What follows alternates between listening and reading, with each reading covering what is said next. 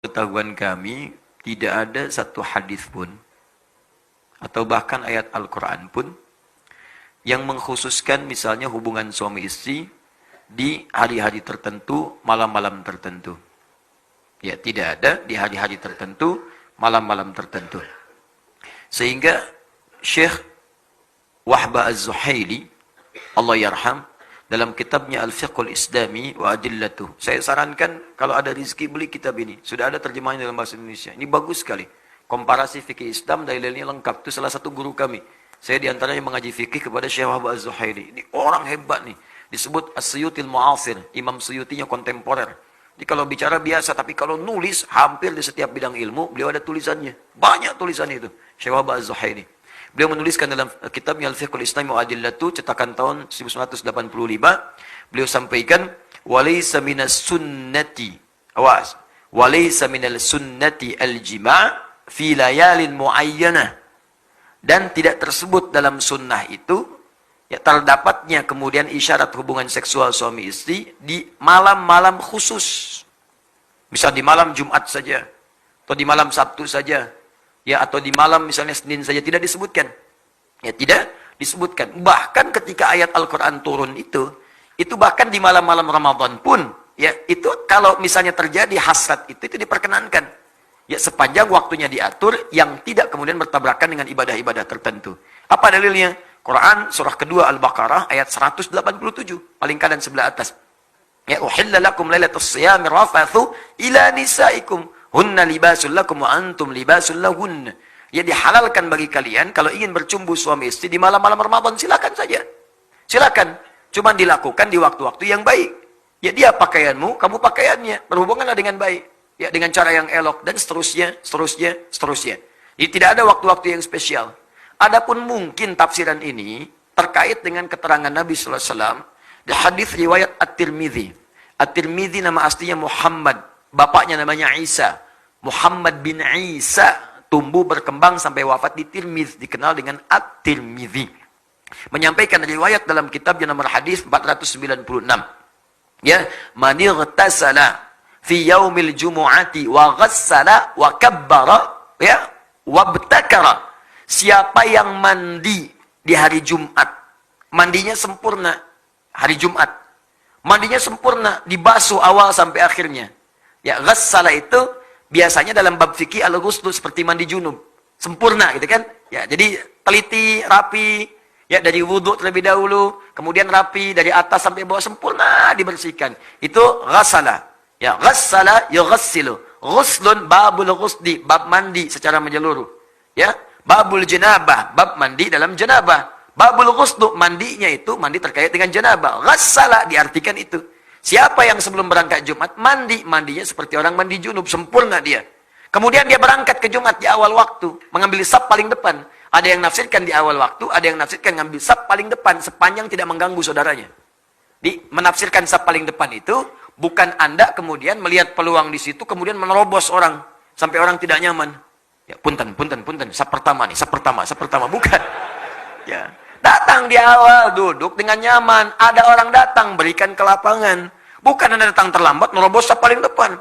Sudah penuh, Pak. Urusan penuh, urusan Anda. Urusan saya dengan malaikat nih. Pengen dicatat depan, unta. Ya. Baik. Nah, itu gak dibenarkan. Lalu dia datang saat pertama. Duduk dia, mendengarkan khutbah dengan benar sampai selesai. Maka orang ini seperti mendapatkan ibadah puasa dan sholat selama setahun penuh. Dapat pahala orang puasa dan sholat malam selama setahun penuh.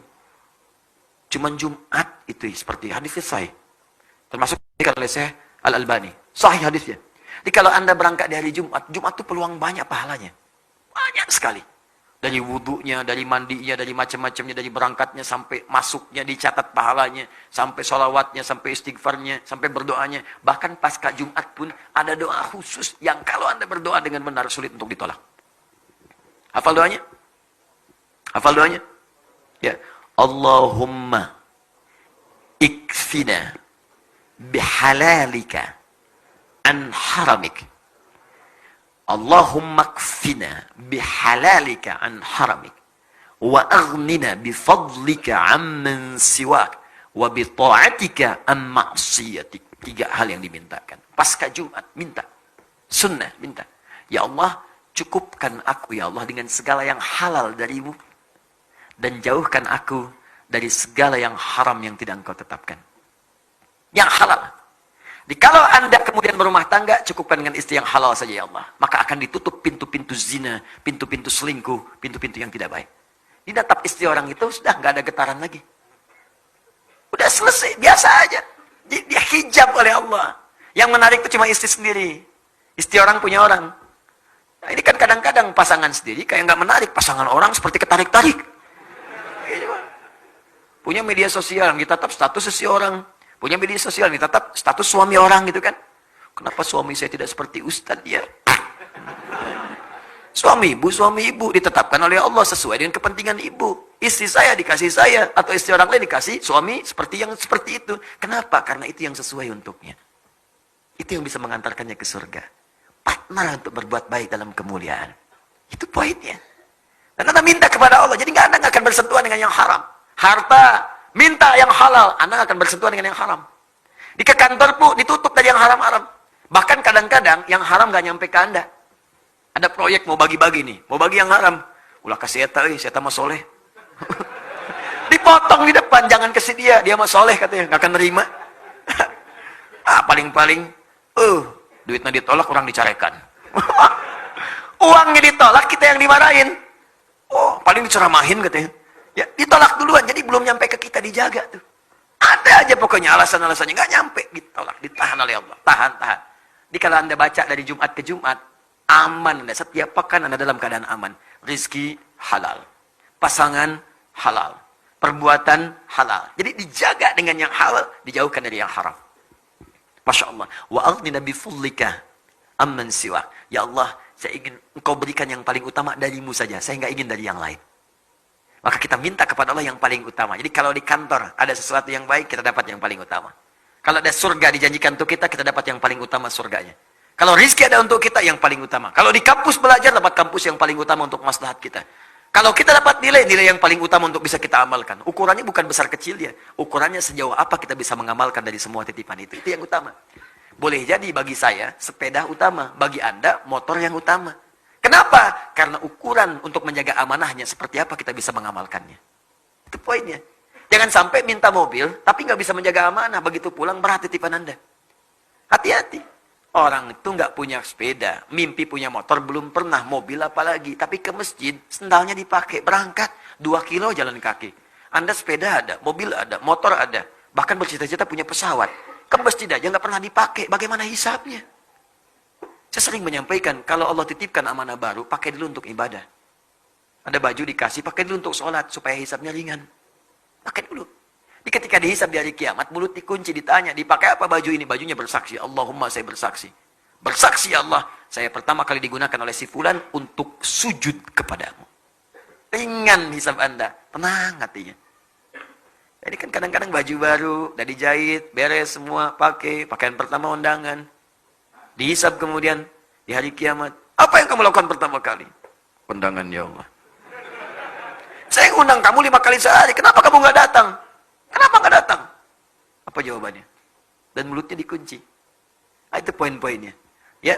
Kemudian bita'atika amman siwak. Ya Allah, bimbing saya untuk taat terus kepadamu dan jangan berikan saya kesempatan untuk bisa taat kepada selainmu. Dijaga tuh. Kalau wafat dalam keadaan demikian, indah. Jumat, banyak pahalanya. Nah, apa kaitannya kemudian dengan tadi, pertanyaan tadi? Hadis ini, ada sebagian yang memahami, ini kan redaksinya ada mandi, seperti mandi junub. Boleh jadi juga ada orang kedatangan hasrat di hari Jumat. Pengen melakukan hubungan misalnya, boleh apa enggak? Maka hadis ini memberikan kesan, boleh itu dilakukan, bahkan kalaupun menjelang Jumatan, silahkan saja. Tapi sebelum Jumat, mandi dulu. Itu maksud hadisnya. Di hadis ini ingin mengatakan, bagi suami istri yang tiba kemudian ada hasrat tiba-tiba, datang ingin berhubungan seksual, tepat di hari Jumat. Ingin berhubungan, silakan saja. Tapi sebelum berangkat, mandi dulu. Dan yang tidak berhubungan, dan yang belum menikah misalnya, ingin berangkat. Ya. Maka jangan tunggu nikah dulu. Ya, bukan hadis itu mengatakan, nggak apa-apa mandi, sempurna seperti mandi junub. Sempurnakan mandi sepenuhnya, berangkat. Dapat pahala puasa dan sholat malam selama setahun. Paham maksudnya? Dan sedangkan di malam-malam